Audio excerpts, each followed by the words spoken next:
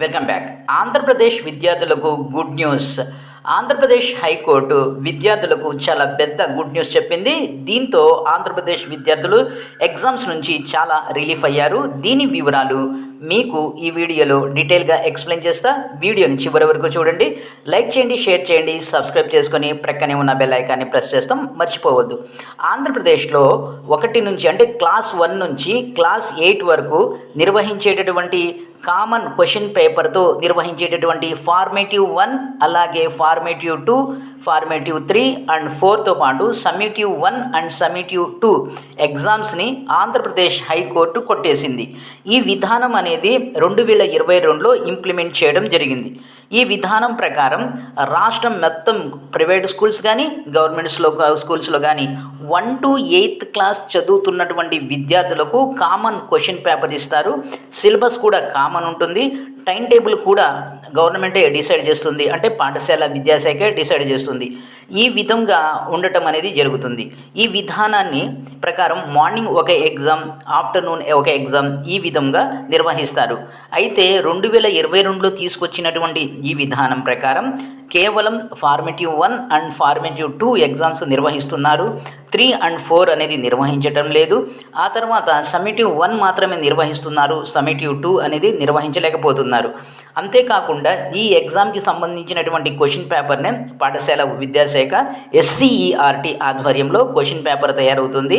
ఈ question paper కోసం private schools కొంత ఫీజు అనేది పే చేయవలసి ఉండేది. అయితే ఈ విషయానికి సంబంధించి ప్రైవేటు పాఠశాలల యాజమాన్యము హైకోర్టుకి వెళ్ళడం జరిగింది. హైకోర్టులో ఒక పిటిషన్ దాఖలు చేశారు. ఈ పిటిషన్కి తీర్పు ఇస్తూ Andhra Pradesh high court single divisional bench ఒక తీర్పు ఇచ్చింది.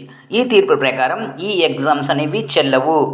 ఈ ఎగ్జామ్స్ అంటే 1 to 8th క్లాస్ విద్యార్థులకు కామన్ ఎగ్జామినేషన్ అనేది విద్యా హక్కు చట్టం యొక్క నిబంధనలకు విరుద్ధంగా ఉందని న్యాయవాది వాదించడంతో ఈ కోర్టు తీర్పు ఇవ్వడం జరిగింది. దీని ప్రకారం రాష్ట్రంలో ఇక నుంచి 1 to 8th క్లాస్ విద్యార్థులకు కామన్ ఎగ్జామ్ అనేది ఉండదు, కామన్ క్వశ్చన్ పేపర్ ఉండదు, కామన్ సిలబస్ ఉండదు. అది గవర్నమెంట్ స్కూల్ అయినా ప్రైవేట్ స్కూల్ అయినా. ఇక ప్రైవేట్ స్కూల్స్ విద్యా హక్కు చట్టం ప్రకారం ఇలాంటి ఎగ్జామ్స్ని నిర్వహించవలసిన అవసరం లేదు. దాంతోపాటుగా మరో చాలా ఇంపార్టెంట్ విషయం ఏంటంటే 10th క్లాస్ బోర్డ్ ఎగ్జామ్ వరకు ఎలాంటి కామన్ ఎగ్జామ్స్ అనేవి అవసరం లేదు. ఈ విధానం ప్రకారం 1వ తరగతి చదువుతున్నటువంటి విద్యార్థులు 1వ తరగతి చదువుతున్న విద్యార్థులు 8th క్లాస్ వరకు చదువుతున్న విద్యార్థులు ఏదో బోర్డ్ ఎగ్జామ్ రాసినట్లు టెన్షన్కి గురవ్వవలసి ఉంటుంది. ఎందుకంటే సిలబస్ విషయంలో కామన్గా ఉండటం, క్వశ్చన్ పేపర్ కామన్గా ఉండటం అండ్ దట్ 2 క్వశ్చన్ పేపర్ స్టాండర్డ్గా ఉండటంతో ఇది విద్యార్థులకు విపరీతమైన టెన్షన్కి గురి చేస్తుంది. దీంట్లో విద్యార్థులు విద్య అంటేనే నిరాశగా గురవుతున్నారు. ఈ విధానం గురించి ఒక పిటిషన్ దాఖలైనటువంటి విషయం మనకి తెలిసిందే. కాబట్టి ఆంధ్రప్రదేశ్ హైకోర్టు ఈ పరీక్షల్ని రద్దు చేసేస్తూ ఏ స్కూల్కి ఆ స్కూల్, అంటే ప్రైవేట్ స్కూల్స్ ఇండివిజువల్గా, గవర్నమెంట్ స్కూల్స్ డిస్ట్రిక్ట్ వైజ్లో ఎగ్జామ్స్ని నిర్వహించుకోవచ్చు. సిలబస్ విషయంలో కానీ టైం టేబుల్లో కానీ సొంత విధానాన్ని ఫాలో అవ్వచ్చు అని తీర్పు ఇచ్చింది.